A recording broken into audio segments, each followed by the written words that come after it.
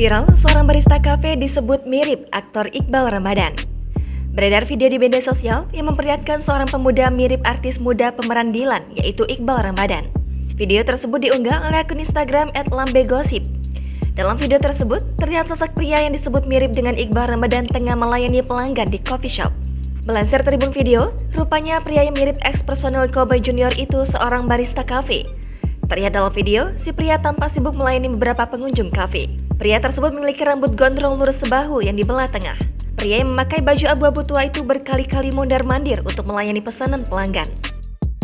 Di video lainnya, pria disebut mirip Iqbal ini terlihat duduk termenung di pinggir pintu sedang asyik melamun tanpa sadar direkam seseorang.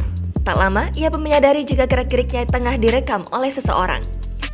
Bukannya marah, ia justru melempar senyuman kepada sang perekam.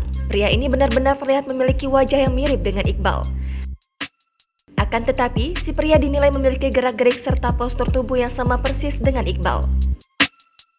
Meski begitu, ramai warganet rupanya sepakat jika pria tersebut mirip dengan Iqbal Ramadan. Adapun warganet yang sempat terkecoh mengira pria yang ada di dalam video adalah sosok Iqbal yang sebenarnya.